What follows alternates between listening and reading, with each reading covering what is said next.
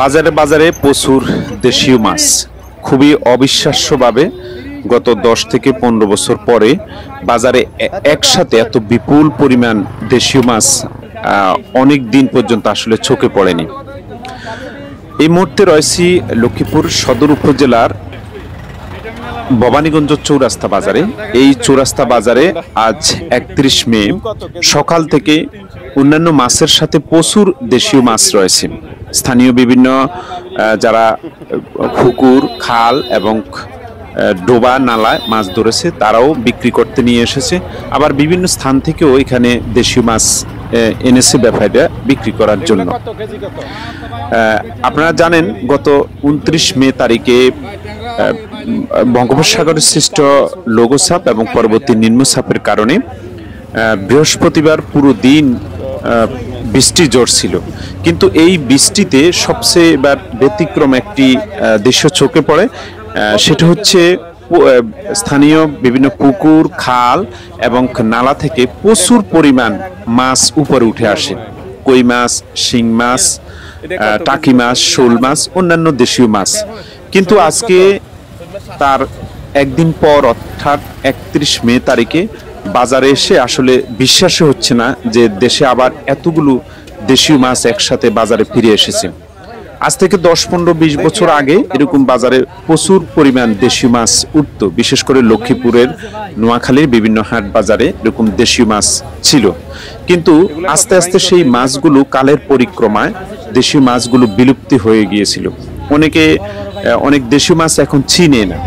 কিন্তু আজকে এই জলের পর, বৃষ্টির পর আবার লক্ষ্মীপুর সদর উপজেলার ভবানীগঞ্জ চৌরাস্তা বাজারে গিয়ে সেই বিশ্বাসটি ভেঙে পড়ল।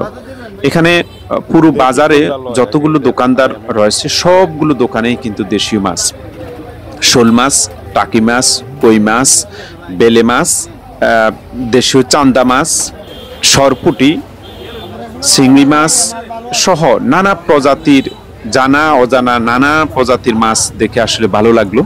একজন ব্যাপারীর সাথে কথা হয়, তারা জানিয়েছে এই চৌরাস্তা বাজারে প্রতিদিন ভোরবেলায় মাছের পাইকারি হাট বসে।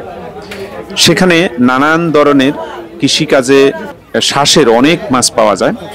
কিন্তু এর পাশাপাশি গত 29 মে ঝড় হওয়ার পর এখন প্রচুর দেশীয় মাছ এই আজকে এবং গতকাল হাটে বিক্রি করতে নিয়ে আসে স্থানীয়রা, যেটা দেখে আসলে ভালো লাগলো যে দেশীয় মাছ এখানে চলে এসেছে।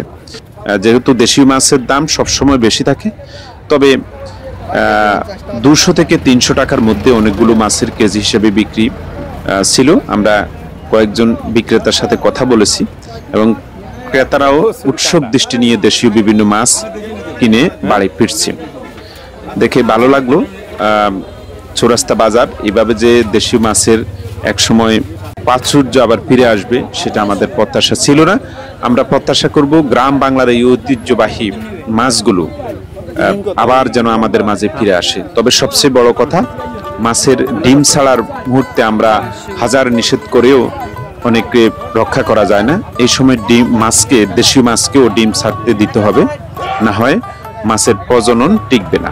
ধন্যবাদ সবাইকে।